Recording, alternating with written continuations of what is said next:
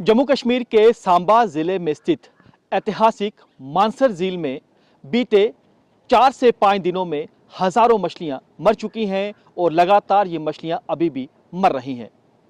आखिरकार क्या वजह है, क्यों हजारों की तादाद में मछलियां मर रही हैं, इस पर बातचीत करने के लिए हमारे साथ इस समय मौजूद हैं वाइल्ड लाइफ डिपार्टमेंट के ब्लॉक ऑफिसर धीरज जी से बातचीत करते हैं। धीरज जी, हजारों की तादाद में मछलियां मर रही हैं। सबसे पहले जो आपकी शुरुआती जांच में रिपोर्ट है उसके क्या सामने आया है, क्या वजह है कि इतनी ज़्यादा मछलियां मर रही हैं? सर अभी तक तो ये पता चला कि ओलावृष्टि के कारण ये मछलियाँ जो है मरी हैं, क्योंकि ये ओलों को निगल लेती हैं, वो इनके गिल्स में फंस जाते हैं, जिनसे गिल्स चोक हो जाते हैं और इनकी जो है वो डेथ जो है वो हो जाती है।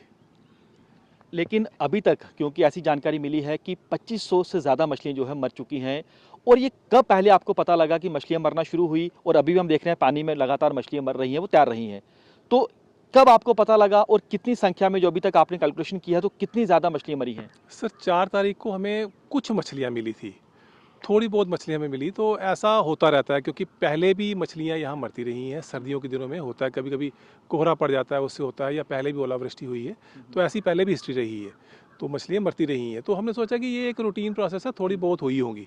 लेकिन फिर 5 तारीख को हमें थोड़ी ज़्यादा तादाद में मिली, और फिर हमने उसी दिन से इसका जो है वो रेस्क्यू ऑपरेशन एक तरह से स्टार्ट कर दिया, और इनको सभी को यहाँ से निकाल के बरी किया जा रहा है, डीप बरी किया जा रहा है। उस तरीके से हम डिस्पोज ऑफ इनको कर रहे हैं। क्या कुछ एक्सपर्ट की भी आप लोगों ने राय ली है? वो यहाँ पर आए थे, क्या देखा है उन्होंने कि पता चल सके कि क्या कोई और वजह तो नहीं है?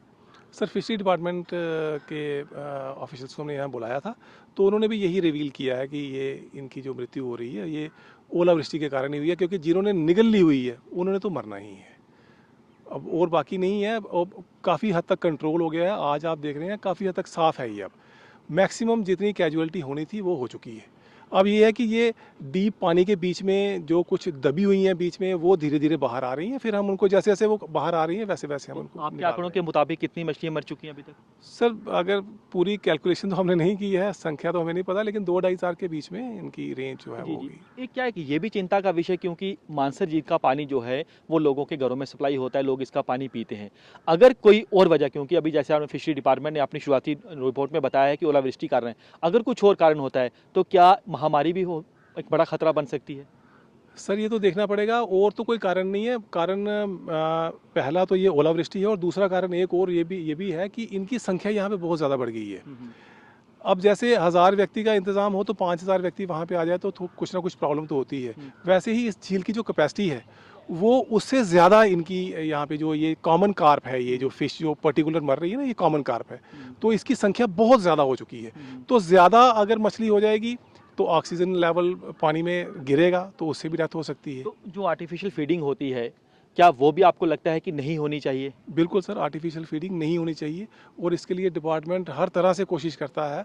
हम लोगों ने हर जगह पे साइन बोर्ड्स लगा रखे हैं, अगर देखते हैं तो लोगों को मना भी करते हैं। लेकिन इस प्लेस के साथ लोगों के बहुत ज़्यादा रिलीजियस सेंटिमेंट्स जुड़े हैं, जिसके कारण पूरी तरह से ये कंट्रोल नहीं हो पाया आर्टिफिशियल। फिर भी लोग चोरी छुपे कहीं ना कहीं थोड़ी बहुत कर देते हैं, तो वो भी जो है अगर पूरी तरह से बंद हो जाए तो वो भी इस झील के इन्वायरमेंट के लिए, इसके इकोसिस्टम के लिए अच्छी रहेगी।